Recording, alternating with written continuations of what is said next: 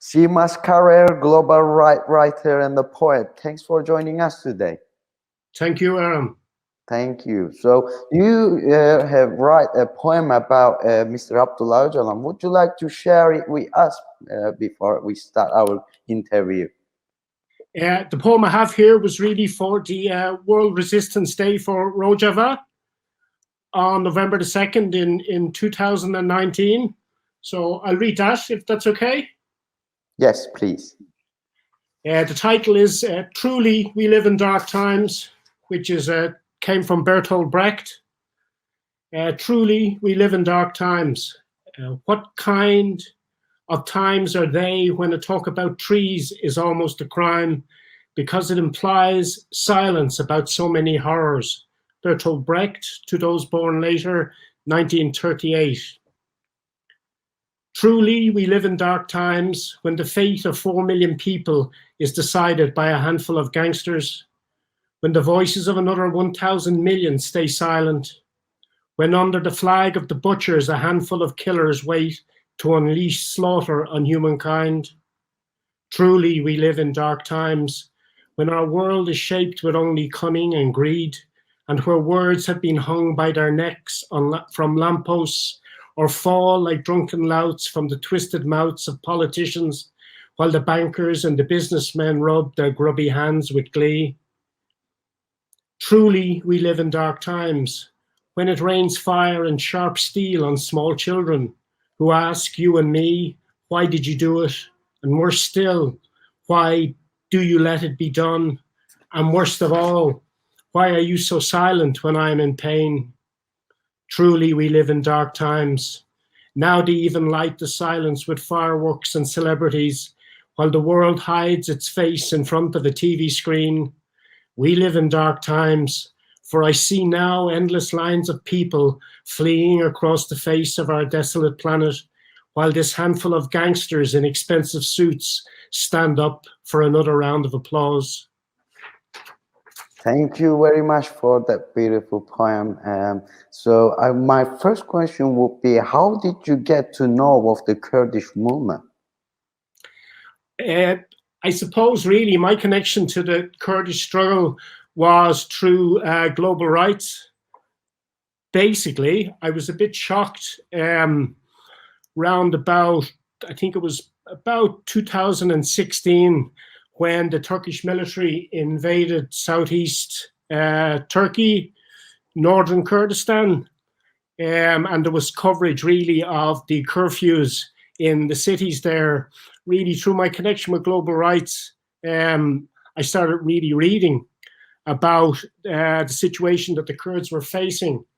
And I was shocked, really shocked, terribly shocked, because I had heard so little about the Kurds, about their struggle, and really about their marginalization in the international community.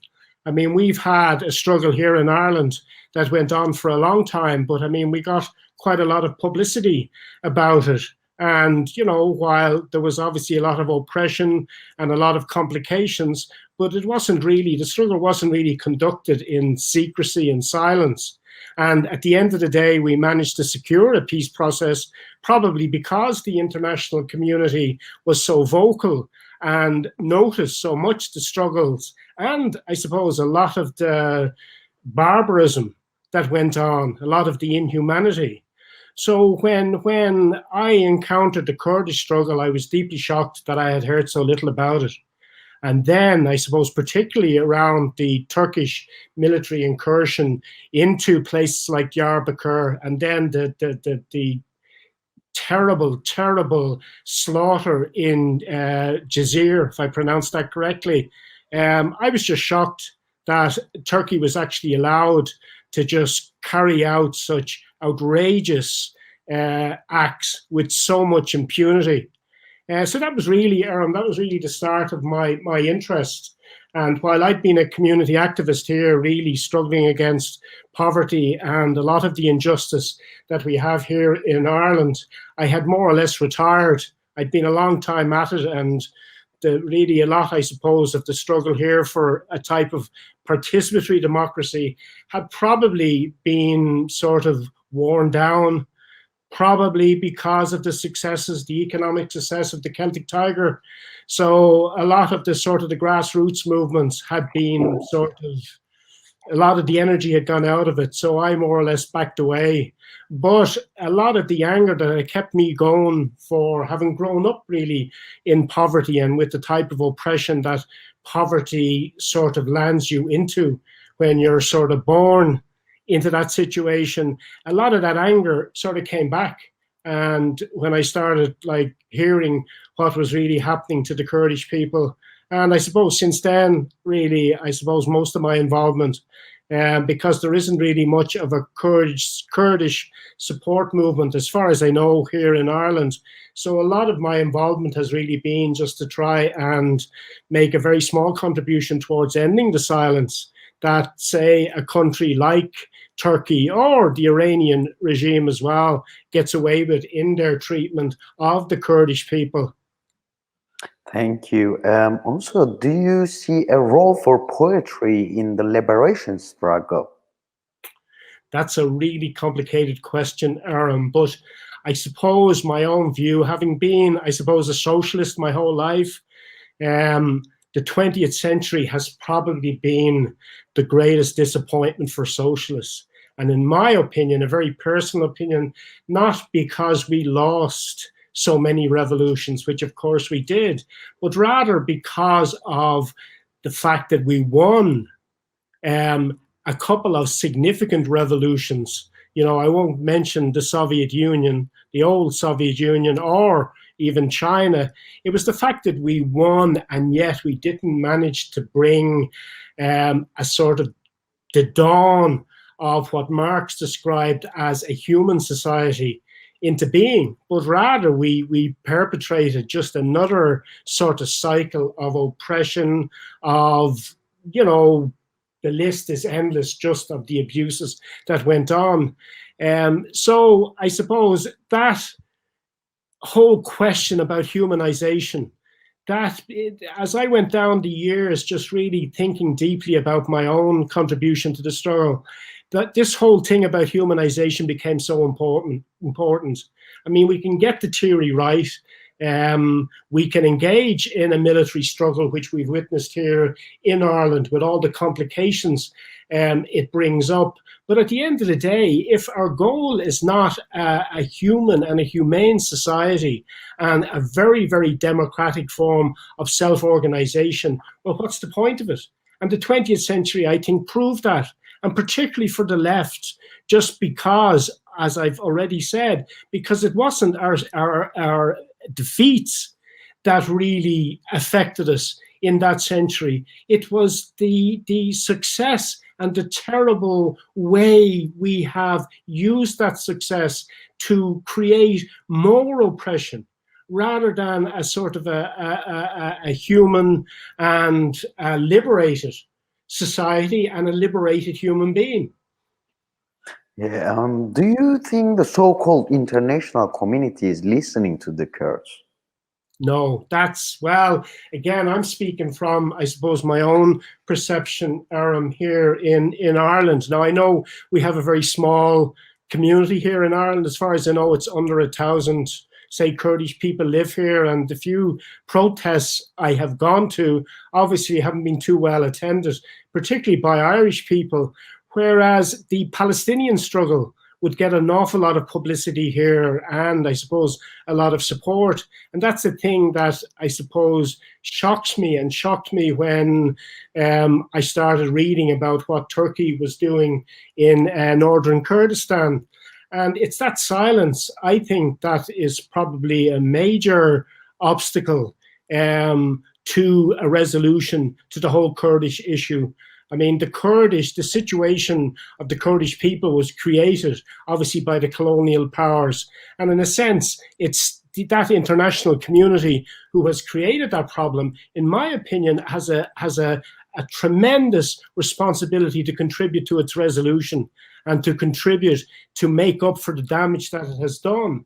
However, because I suppose in particular Turkey's role in NATO, the international community, just, it's business as usual. We don't want to affect our business deals with the Turkish regime. We don't want to damage our military links and whatever. And so the Kurdish people have just been sort of abandoned, tragically, and in a sense, very cynically.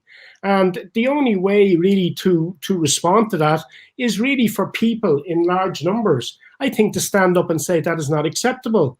And to me, because for so long I hadn't even heard of the Kurdish struggle, I think it's very important to end that silence in whatever way we can, and really to put the Kurdish situation in all the different parts of Kurdistan, to put it top of the agenda, because it is one of the major human rights issues affecting humankind today, in my opinion. There are many other issues, obviously the Palestinian situations, the Rohingya people in Myanmar at the moment. There's many situations, but the situation of the Kurds, particularly in Europe, because of our own sort of responsibility for creating this terrible situation, should be much higher on the agenda, in my opinion. And I find it shocking that it isn't. And I also find it tremendously shocking that a country like Turkey, in particular, which has such close ties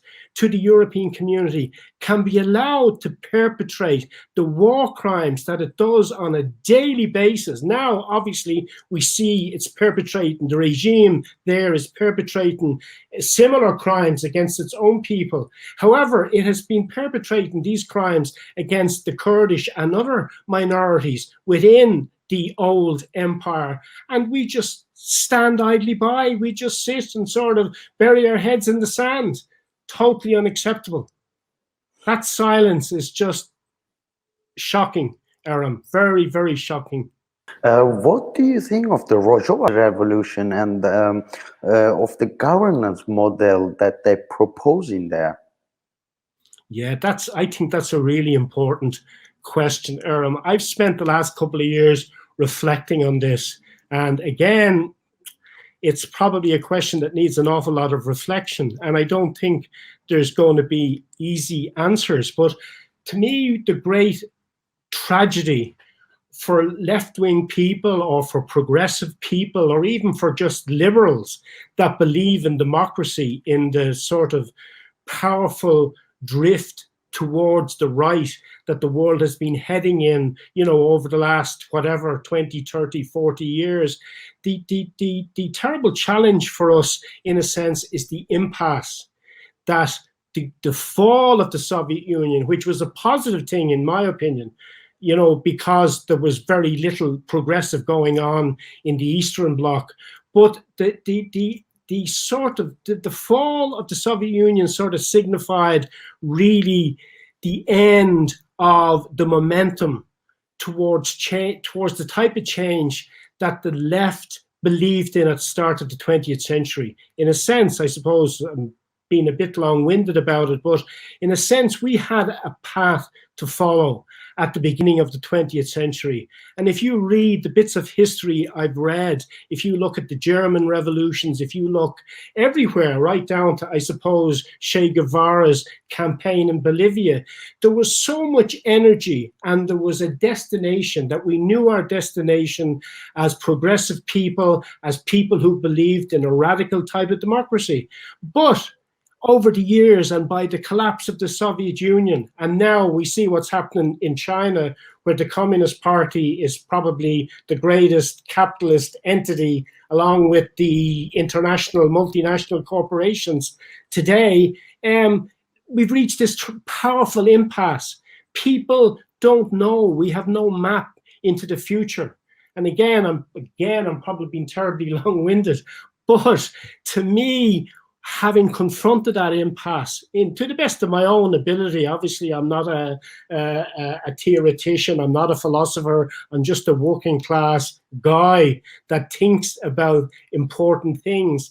That impasse, in a sense, has been addressed.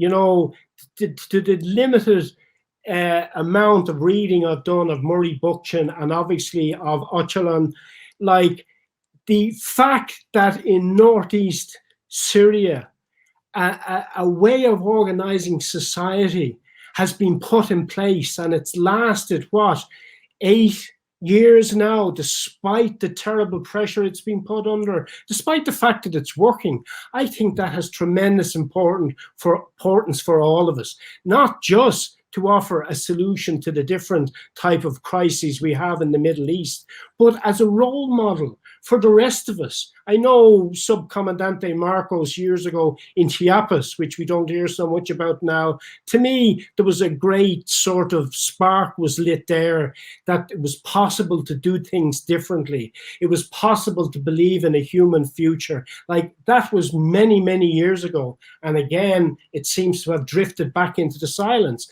So to me, the people in northeast Syria, despite what they're suffering at the moment, what they stand for is a way through this impasse, and that we need to be taken on board the work that they're doing at the moment. We need to be learning from it.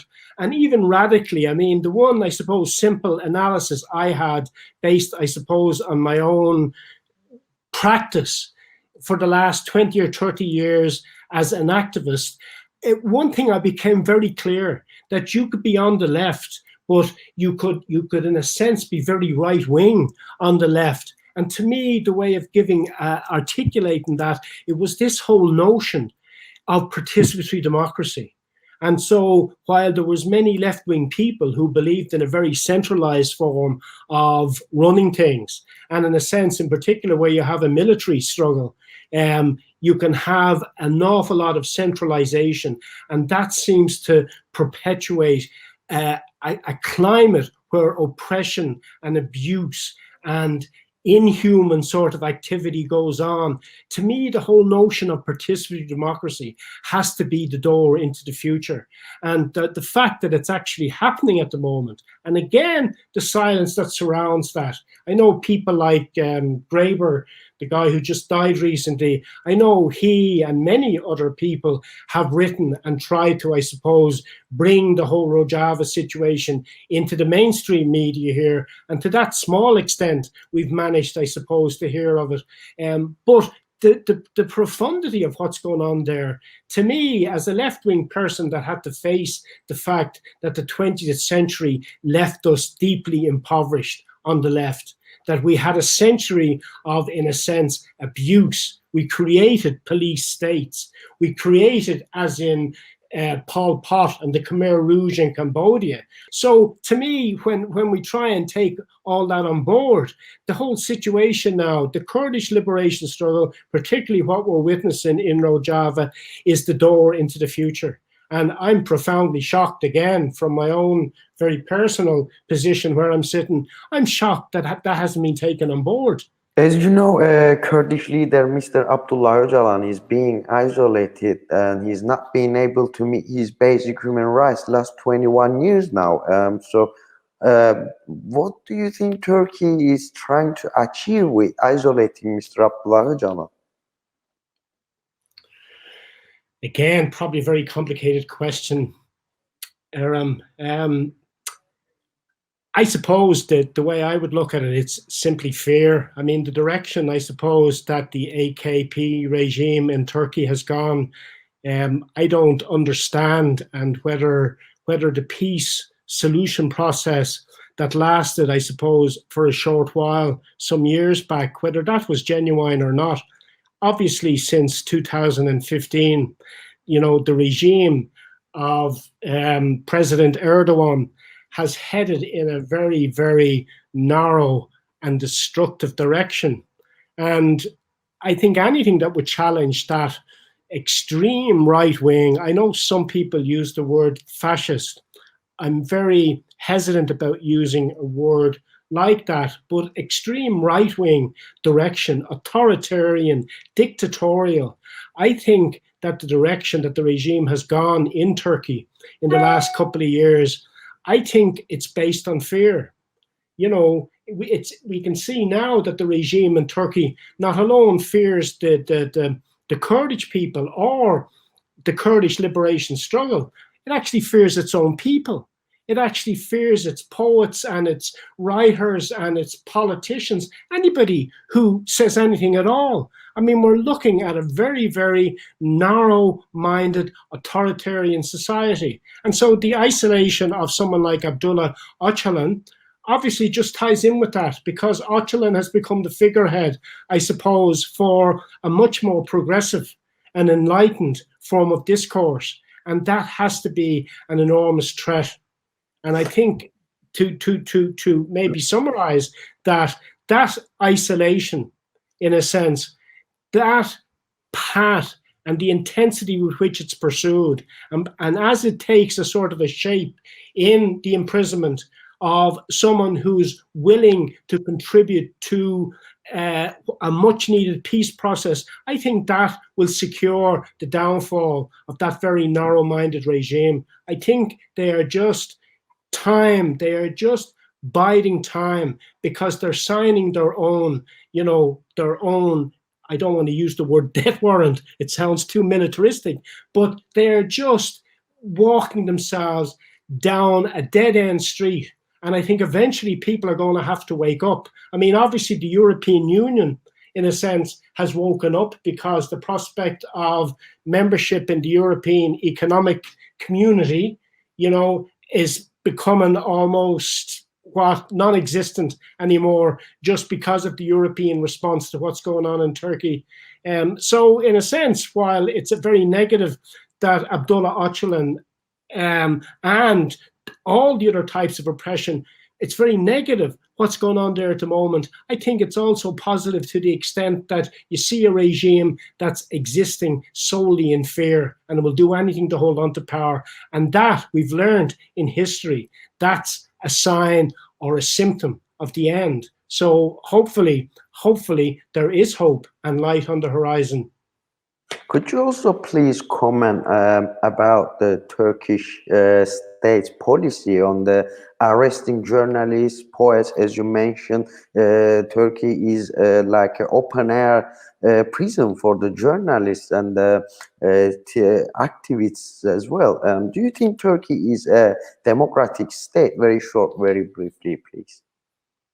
No, I think the analysis now, I mean, I think the rest of the world is trying to catch up really with what's happening in Turkey at the moment. I mean, obviously when President Erdogan, when he came and his party came to power, I mean, there was hope in a sense, with the sort of complicated history that Turkey has. There was hope that Turkey would, in a sense, modernize in our understanding of the terms, particularly more along democratic lines. That just didn't last long. I mean, whether it's the cynicism of political parties, whether it's this whole system where power is centralized, I mean, there's probably as many reasons as not why it happened. But obviously what's happening at the moment is just part of what has been going on the last couple of years, and it's part, I think, of the sort of the political model that we're using, in a sense. Is because if power is the goal, well then hanging on to power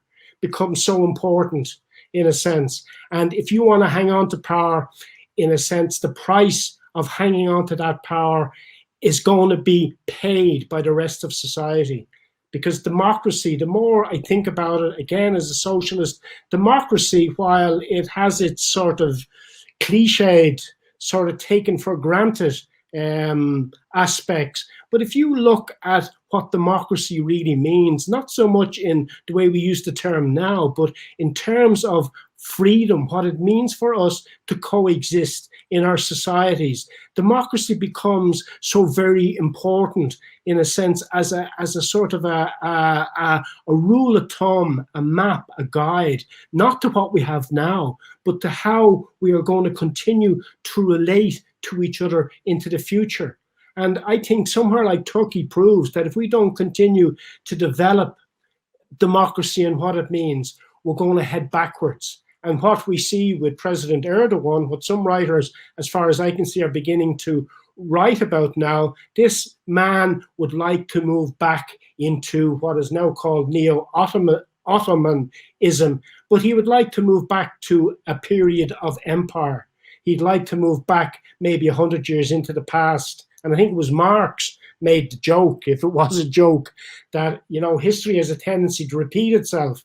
The first time as tragedy, in a sense, which we've already witnessed, in particular to Turkish history. But the second time, he said, as farce. And despite the terrible suffering that we see in Turkey by so many of the Turkish people at the moment, despite that, someone like Erdogan and his party, really, in the bigger picture of history, it's a farce. There's no way the world is going to head back to a period of empire. We may head into darker times, you know, and we don't know the shape those times are going to take, but we're not going to redo the Ottoman Empire. I mean, we can see the American empire beginning to collapse at the moment, and on and on. So unfortunately, to come back to your question, Aram, I think the Turkish people are unfortunately paying the price. You know, it's the people, you know, who value very simple things that are core aspects of democracy, like free speech, like the ability to create and to argue and to disagree and to differ. The Turkish people who value these things, in a sense, are paying the price, because there is a price, I suppose, for these things. And it is that we continue to develop open types of societies. It's that we move in a certain direction. And while there's probably no particular boundaries to define that direction, we have learned by now that repression and authoritarianism and dictators and all of that stuff is not the path forward. And so it's a great tragedy that the Turkish people right now are actually paying the price, because they're standing up for something that has value. What always comes back to my mind is really the poetry, and I suppose the bit of the life story I have read of Nazim Hikmet, the poet, who in a sense was very cheerful about the fact that he spent most of his life in a Turkish prison. Why? Because he just wanted to speak the simple truth.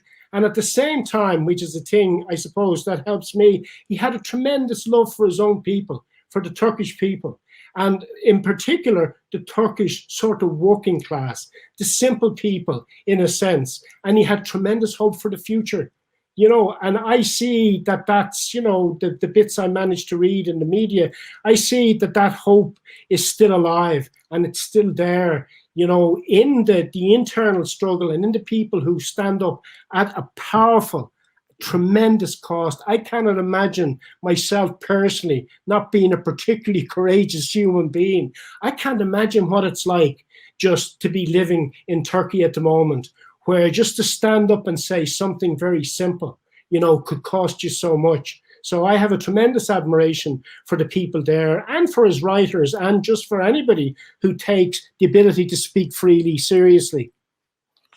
Dear Simas Carrier, global rights writer and a poet, thanks for joining us today. Thanks for your comments. Aram, thank you. Thank you. Thank you.